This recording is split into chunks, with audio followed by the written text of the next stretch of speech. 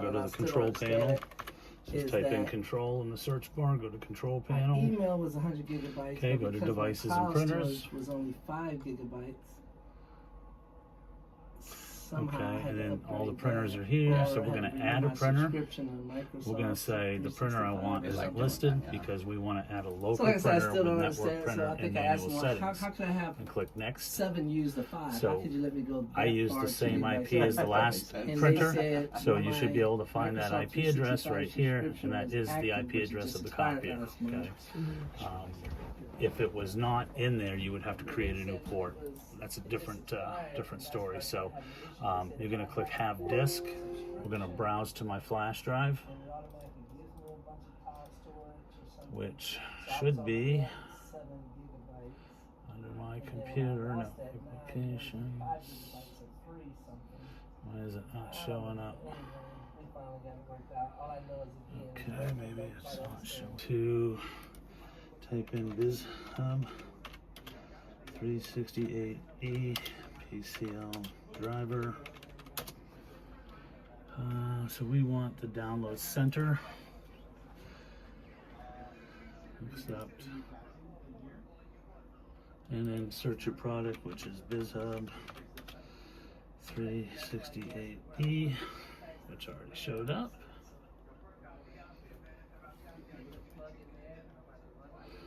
So we want the drivers, and always never use the universals. I don't like them. Yeah. So go down to where it says print driver and download the latest PCL driver, which is right here. PCL 6. Yeah, it's going to ask you to accept the license agreement, and it's always the biggest one. Okay. That line, we just take that line and we'll stick it right into the copier here, and then your faxes will come out here at the copier. Once I get this downloaded, we'll redo this. And you just extract it on the desktop every time? Yeah, just extract, yeah, so it's right here actually. Are you deleting the folder afterwards, or do you leave it there? No, I leave it there, but like this one can go in the recycle bin, the zip file, after you extract it. Yeah. So we'll go back to the control panel, we'll do an add printer. Printer I want wasn't listed, and do a local printer. And we'll select the IP address of the printer from the drop-down list. And then now we can do a have disk, and we'll browse to the desktop this time because that's where I put it. How much volume you're going to put on it over the 5-year lease? Desktop.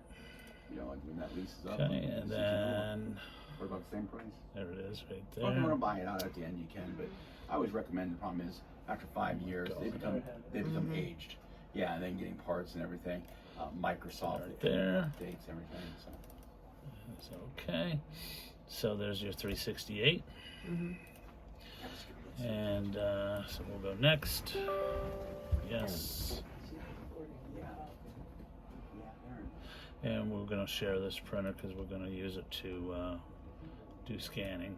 And if you're doing scanning, you need to share it. And here comes the test page. So then the next thing we're going to do is we're going to go back into the properties. And because this is black and white, we don't have to worry about defaulting it to black and white, but what we do need to do is go to the Advanced tab, Printing Defaults, and change this print type to one-sided, and then apply it. That's just setting the default? Yes, so if they print, it would automatically try to print two-sided, so we don't want to do that because it'll be an extra click. Yeah. So that's all there is to that. So what we want to do now is we want to set up scanning. So I'm going to go back to the control panel. I closed it, didn't I?